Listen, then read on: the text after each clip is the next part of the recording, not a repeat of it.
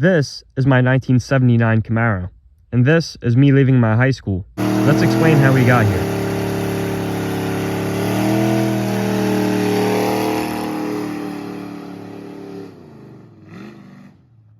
This was my first car, my little green Honda Accord. I knew this car wasn't for me, so I went far and wide to find a Firebird or a Camaro. These all ended up being junk. Until I found this one 15 minutes away from my house. This was the first picture I ever took of my Camaro. We paid $5,900 for this thing. The floors were mint, the quarters had some rust on it, but it was a solid car. We put it on the trailer and took it home. Some people wonder how I afforded this car in high school. Well, I got myself 2 jobs, I worked the weekends, and I worked my tail off for it. This is the car before we started doing any work on it.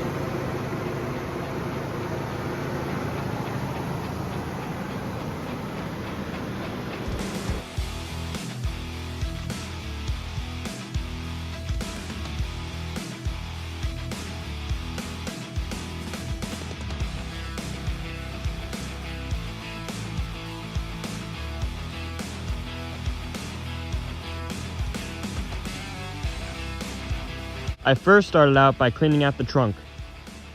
Soon after, I put the car on the lift and I noticed the single out exhaust that was very restrictive. To have a little fun, I cut it out and I started revving the death out of it.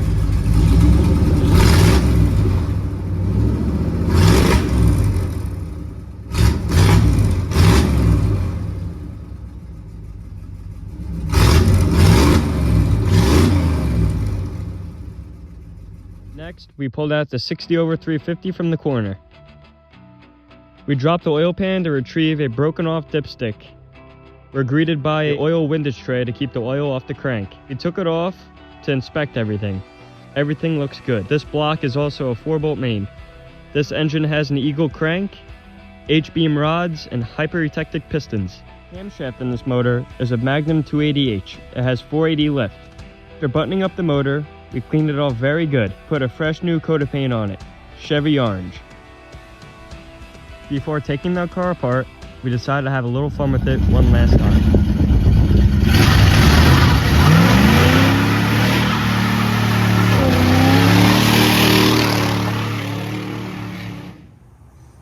Three Generation Racing, got ourselves a 79 Z28 Camaro, stock, bone, slow, turtle, 350 smog engine. Runs good. Did a couple burnouts. 360. 360. 60 over 350. I believe that makes 360. Could be like 358. Someone's got to do the math on that one. Which is going in that. This engine runs really good. This is the engine that was in the Ventura when we first started that project. With a 456, 28-inch tall tire, and a 1245 and 105.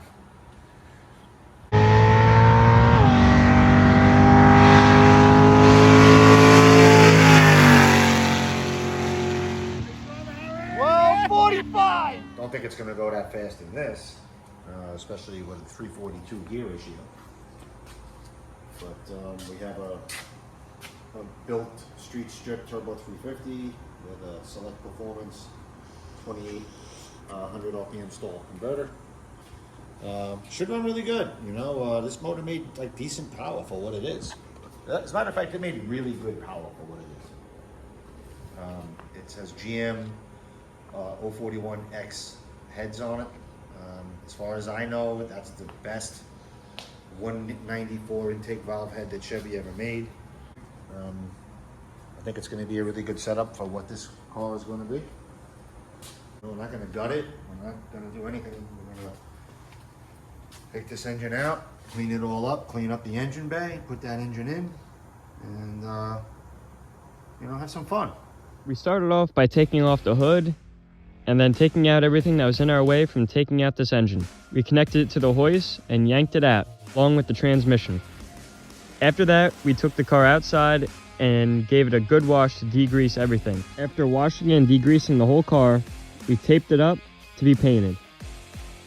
We decided to paint it with the semi-gloss Rust-Oleum chassis paint. When the paint dried, we installed our clamshell polyurethane engine mounts. We installed the engine to test fit it. A couple places where the headers were hitting, so we made some clearances. After that, it was off to the races. We installed the transmission and the engine back in and started connecting all of our lines. We decided we wanted to put the hood on to see if we had clearance. We have no clearance for an air filter, which means we're gonna have to run an aftermarket hood. Now we're on to the gauges. This was a big debacle for me as I put in two 5-inch gauges in the center. They ended up looking too big for me, so I had to come up with a different idea. I decided to go with a full custom approach to making these gauges work for me. Got a thin sheet of aluminum for the main mounting point of the gauges. I took the bezel from the stock gauges and used it as a template. The outside gauges are 2 1/16 and the main gauges are 3 3/8. I used a hole saw and many different Dremel bits to cut out the gauge panel. I used a carbon fiber wrap to wrap the aluminum sheet. I had to make some custom modifications to the back of the plastic gauge cluster in order to fit back mounting plates of the gauges. I ended up drilling holes through the main gauge panel into the plastic to through bolt it.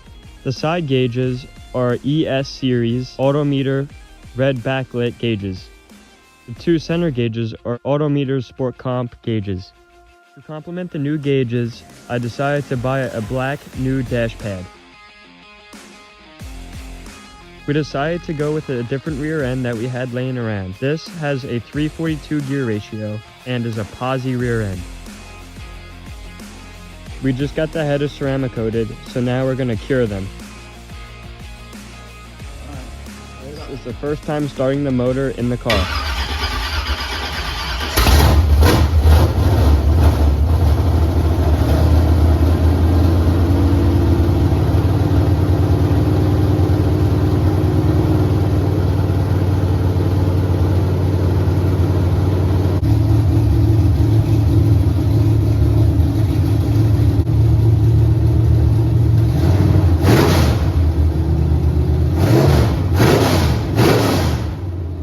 In the end, we realized we have leaky freeze plugs and the motor has to come back out.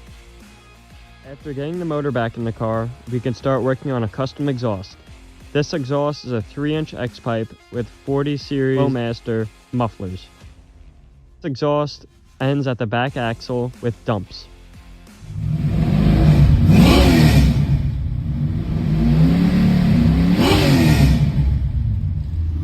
With the car ready, we can take it on its first drive.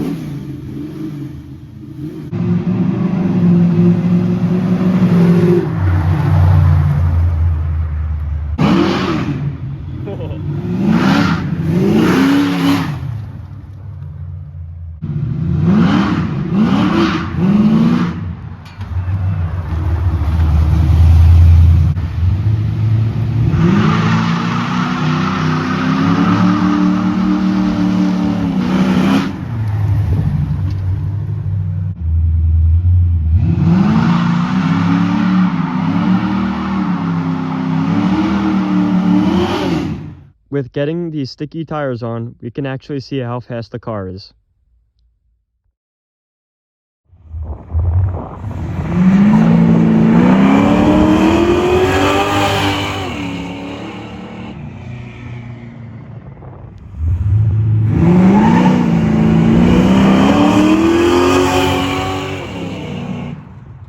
That was fun.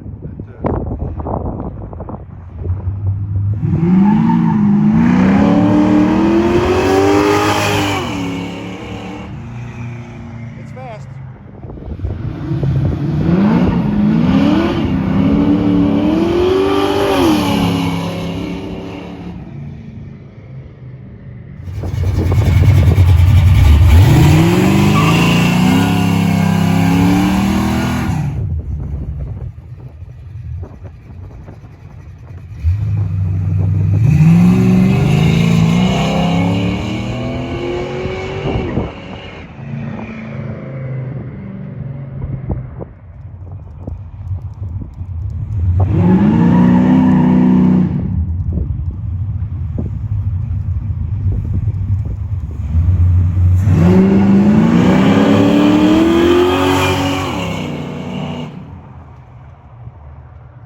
With a new hood I got on Facebook Marketplace and some new front matching wheels, we were ready to put this thing on the road.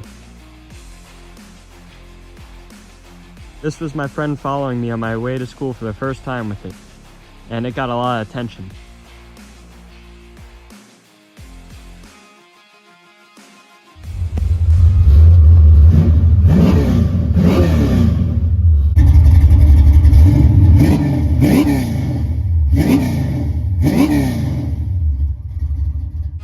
CNBC just released an episode on discontinuing the Camaro. Fortunately enough, I was actually able to make it on the episode. Here's some of the clips. Bond over what they consider to be the coolest, most fun car on the road. Sadly for these fans, though, the Camaro as they know it will soon be gone.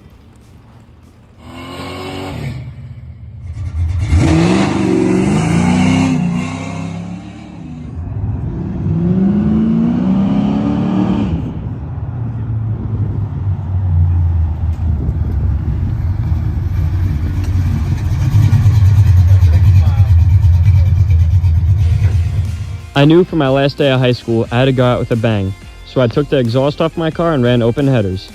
I also took off my sticky tires and put on my burnout tires to leave in a cloud of smoke. Open headers, incoming.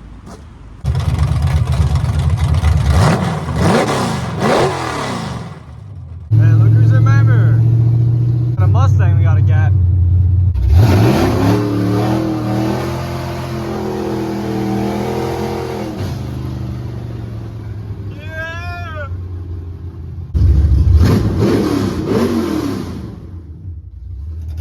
Now we've pumped full 360 from the beginning of the video, but there's more.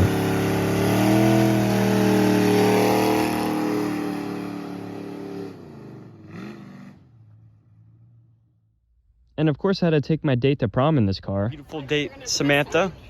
And we're gonna be going to prom. There you go, my lady. Thank you.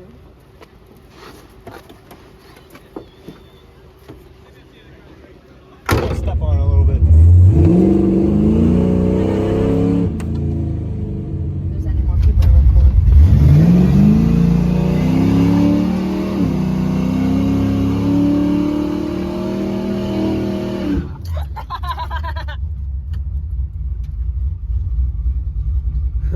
Look behind us. Holy This car means a lot to me. Not just because how much time I spend or how much money I put into it, but I've met so many new people from it. I've met people at car shows, cruise nights.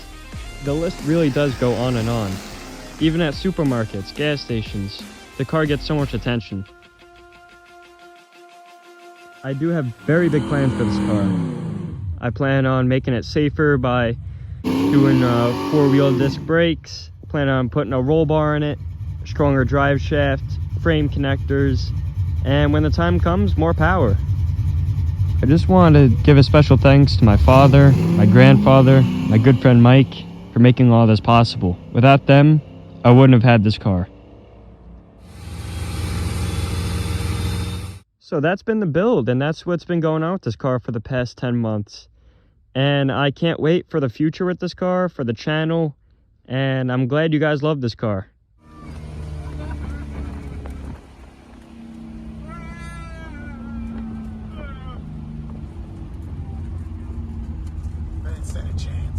So thank you guys for watching, and until next time.